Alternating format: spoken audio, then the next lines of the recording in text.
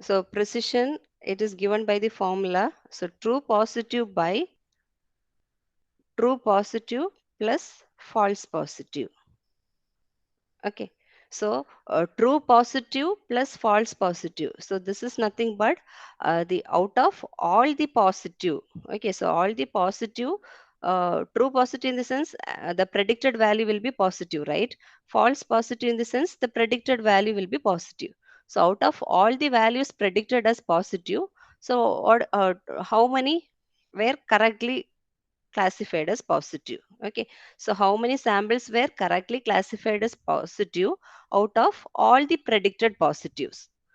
Okay, so that is nothing but precision. So the formula for precision is true positive divided by all the predicted positives. So true positive and false positive will provide the predicted positive, right? So out of all the samples predicted positives, how many were correctly classified as positive?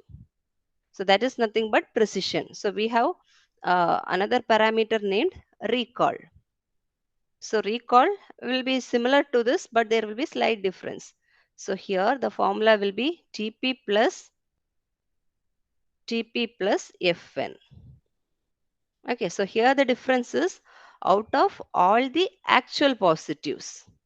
So actual positive values, how many samples were correctly classified? So the difference here is, here we are considering predicted positive. Okay, so predicted positive, or out of all the samples which are predicted as yes, how many were correctly classified as yes? Here the thing is different. So false negative in the sense your actual value is positive. Okay, so false negative is actual positive. True positive is also the value will be actual positive. So the differences here is recall is nothing but out of all the actual positive values, how many samples have been classified as positive, which is nothing but recall. So this recall is also known as sensitivity. The other name for recall is nothing but sensitivity, or you can say this is true positive rate, TPR, true positive rate. Okay, so this corresponds to the positive values, right? Out of all the actual positives in your data, how many samples were correctly classified as positive? So that is nothing but recall. So there is only slight difference between precision and recall. So in precision, we are considering the predicted positive. Out of all the samples predicted as positive by your model, how many samples are correctly classified as positive? Okay, whereas recall, we are considering the actual positive. Out of all the actual positive in your data, how many samples were classified as positive? Okay, so the name for recall is sensitivity, or you can say this is true positive rate.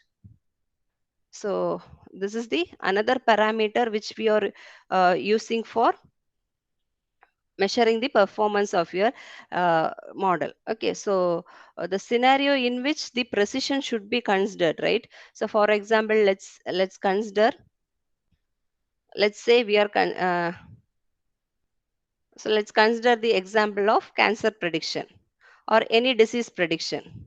Okay, so in disease prediction, so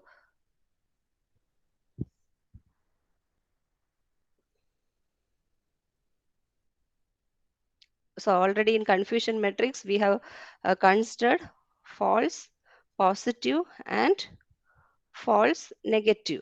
Okay, so let's see in which scenario you have to consider this precision or false positive, and which scenario you have to go for this false negative rate. Okay, so false positive, let's say we are considering disease prediction.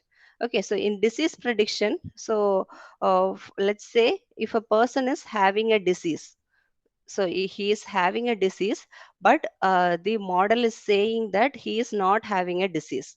So what is the scenario? So we have two categories, right?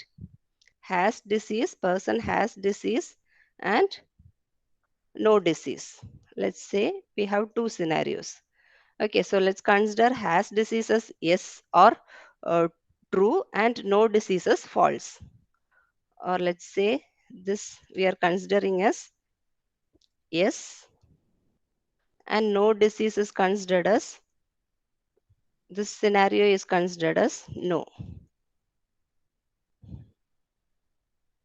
So we are assuming that we have two categories. Okay, so yes is nothing but the person has disease, and no is nothing but person doesn't have a disease. Okay, so now let's say a person with disease comes. Okay, so a person who is having disease comes, but the model is giving the prediction as he doesn't have a disease.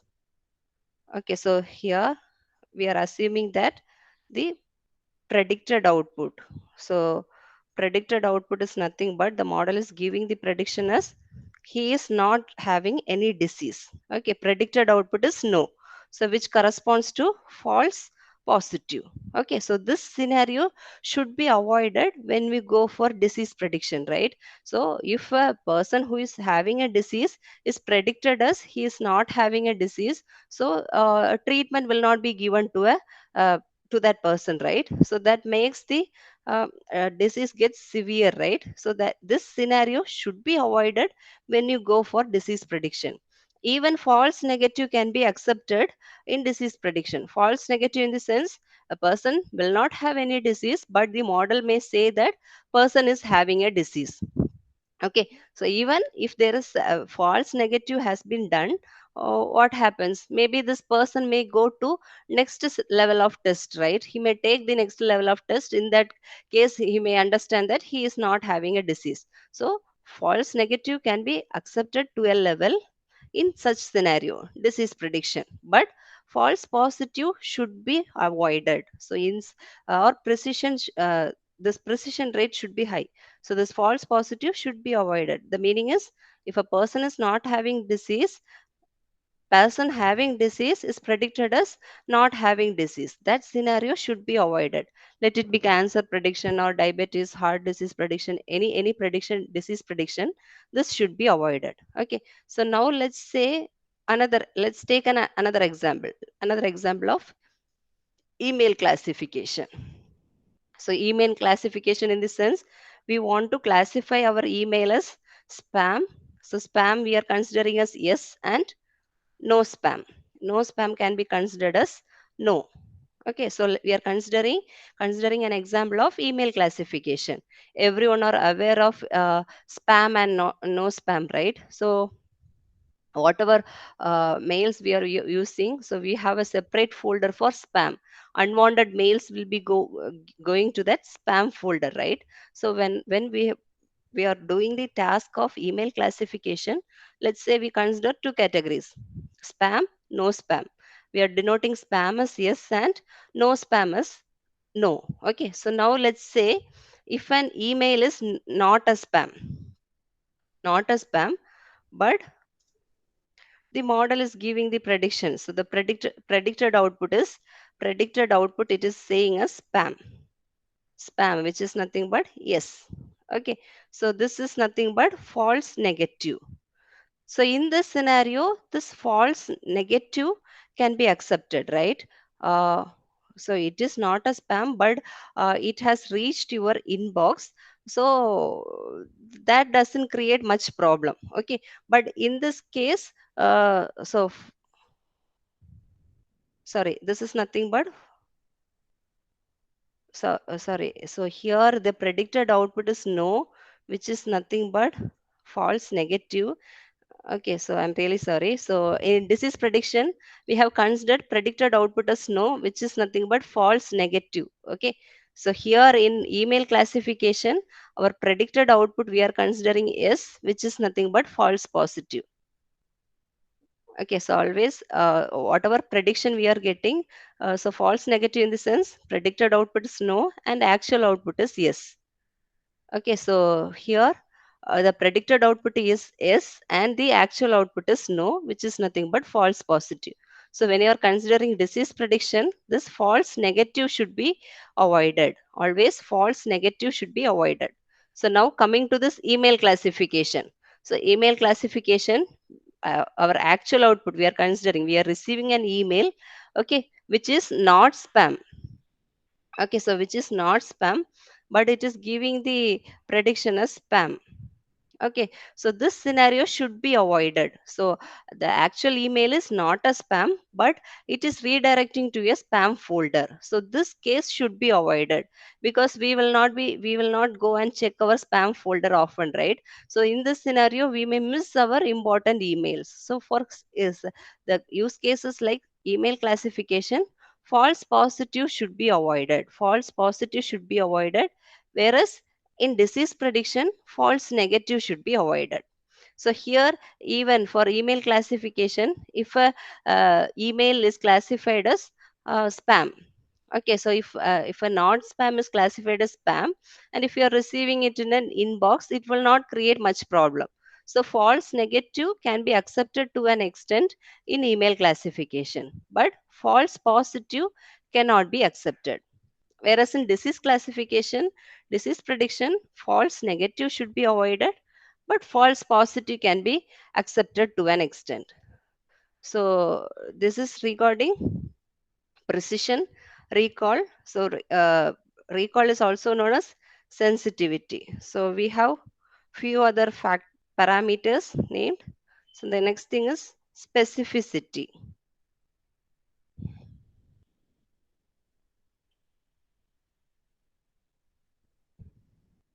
So the specificity is given by the formula Tn by Fp plus Tn. So here we are considering the negative.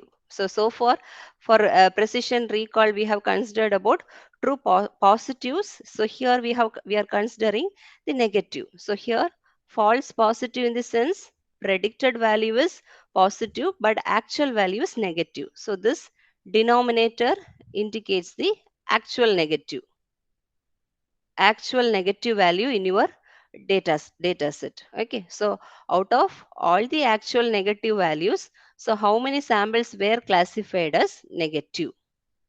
That is nothing but specificity. So this will be the opposite of sensitivity. Okay, so this is the opposite of sensitivity. In sensitivity we will consider the positive rate, whereas in specificity we will consider the negative rate. So out of all the actual negative values in your data, how many samples were correctly classified as negative? Okay, so this is nothing but specificity. So we have another one term parameter named F1 score. So the formula for this F1 score is equal to, so 2 into precision into recall divided by precision plus recall. So this is the formula for F1 score. Okay. So 2 into precision into recall divided by precision plus recall. Okay, so this parameter will also be used for measuring the performance. So we have so far we have discussed about accuracy, confusion matrix, so precision, recall, specificity and F1 score, right? So now let's see at which scenario we have to go for this accuracy and at which scenario we have to use the other parameters for measuring the performance. So if we are having a balanced data set, so if we are having a balanced data set, we can use this accuracy for measuring the performance. So balanced data set in this sense. So let's say I am having 1000 data. So 1000 samples in my data set or training data. I am having 1000 rows of data. So out of this data, so I am going for a binary classification. Let's assume I am using a binary classification model. So my output will have two categories, right? Let's say my output is having two categories, namely yes and no. So now out of this 1000, if I am having 500 samples with output yes and 500 samples as output no. So this will be an example for balanced data. So both the categories are equally balanced. Even if I am having a 600 as yes and 400 as no, this can also be considered as a balanced data. Okay, so I can even go for till 800. Let's say 800 yes and 200 no. Even this can be accepted as a balanced data. Or for the time being, let's consider this. Okay, so the output categories should be equally distributed, or even the ratio should be like 60-40, or even 80-20 ratio can be accepted. Okay, so now let's say I am having 950 yes and 50 no. This will be an example for imbalanced data. Okay, so out of 1950 training examples are having the output as yes. So whenever I am doing a prediction, my model will always give the predicted output as yes. It will give an biased output. So this is an example for imbalanced data. So whenever I am having a balanced data, I have to use this accuracy as the performance metrics. If I'm having an imbalanced data, I can use this confusion matrix or precision recall for measuring the performance or understanding the performance of a model. I can go for this. Okay, so this is an example scenario at which to choose the uh, performance metrics for measuring the performance of the model. Another parameter named ROC curve. So ROC curve is nothing but it is a graph which shows the relation, uh, graphical representation showing the relationship between true positive rate and false positive rate. So true positive rate is nothing but sensitivity or recall. Already we have seen, right? Sensitivity or recall is nothing but true positive rate. So false positive rate is nothing but 1 minus specificity. So 1 minus specificity is the false positive rate. So the relationship between these two values is given by this ROC curve. Okay, so based on this graph, we can say how is the performance of the model. Okay, so now if you plot this false positive rate and true positive rate, okay, so here at this corner you will always have, so whatever points plotted in this corner, you will have always wrong prediction. It will have the wrong prediction. So whereas at this point always you will have the positive predictions will be here, and around this corner you will have the true predictions. Always you will have the true predictions around this corner. So if I am getting a graph like this, okay, so this is nothing but a random line drawn. Okay, so now if you are getting, so if you are plotting the points, if you are building a model, and if you are plotting this false positive rate and true positive rate of this model, and if you are getting a graph like this, which is more nearer to this point. So if you are getting a curve which comes more nearer to this point, so you can say the performance of this model will be good or better. So this is better when compared to this both models. So here we have drawn the graph of three models, right? So yellow corresponds to one model, this pale blue corresponds to one model, and this dark blue corresponds to another model. Graph of ROC graph of one model. Okay, so if any graph which comes nearer to this point, that model will be considered as better. The performance of this model will be better when compared to the other models. So that's how you can measure the performance of a model by means of an ROC curve.